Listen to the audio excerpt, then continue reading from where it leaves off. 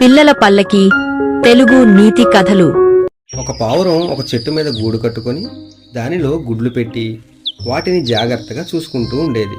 ఒక పాము ఆ గుడ్ల మీద కన్నేసి ఎప్పుడెప్పుడు వాటిని తిందామా అని చూస్తూ ఉండేది. ఒకరోజు పావురం ఆహారం కోసం వెళ్ళగానే అవకాశం దొరికింది అనుకుని పాము చెట్టు ఎక్కి ఒక గుడ్డు తిని వెళ్ళిపోయింది. పావురం తిరిగి వచ్చి చూడగా ఆ గుడ్డు కనిపించలేదు. దానికి ఏమీ అర్థం కాక చాలా బాధపడింది. అలాగే మరుసటి రోజు కూడా ఆహారానికి వెళ్ళగానే ఆ పాము మరలా వచ్చి మరో గుడ్డు తిని వెళ్ళిపోయింది. పావురం మళ్ళీ తిరిగి వచ్చి చూడగా మరొక గుడ్డు లేకపోవడం చూసి చాలా బాధపడింది.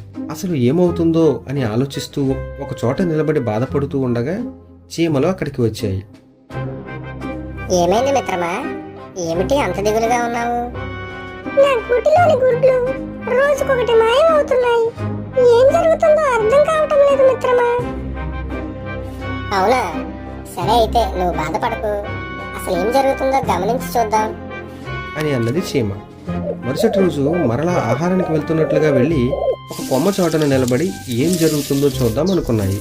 పాము నిదానంగా చెట్టు ఎక్కి అక్కడ ఉన్న మిగిలిన గుడ్డును కూడా తినడం గమనించాయి. అంటే గూటిలోని గుడ్లు మాయం అవడం వరకు ఉన్నది ఈ పామా అని అనుకుని, నువ్వేం భయపడకు మిత్రమా, మేము మా స్నేహితులు ఆ పాము సంగతి చూసుకుంటాం, నువ్వు ధైర్యంగా ఉండు అని చెప్పి చీమలు పావురానికి ధైర్యం చెప్పాయి. ఒకరోజు పాము చెట్టు మొదట్లో నిద్రపోతూ ఉండగా చీమలు వాటి స్నేహితులతో కలిసి దాని దగ్గరికి వచ్చి దానిని కుట్టి చంపేశాయి. బలవంతమైన సర్పము చలిచీమల చేత కుట్టి చావదే సుమతి అని ఒక పద్యంలో చెప్పినట్లు ఈ పాము చీమల చేతిలో చంపబడింది. తనను ఈ పాము బారి నుండి కాపాడినందుకు పావురం చీమలకు కృతజ్ఞతలు తెలిపింది. ఈ విధంగా ఒకప్పుడు వరదల్లో చిక్కుకున్న వాటిని కాపాడినందుకు చీమలు పావురం యొక్క రుణాన్ని తీర్చుకున్నాయి. కథ నచ్చినట్లయితే లైక్ చేసి ఛానల్ ని సబ్స్క్రైబ్ చేయండి. ఇలాంటి మరిన్ని మంచి కథలు మీకోసం వస్తూనే ఉంటాయి.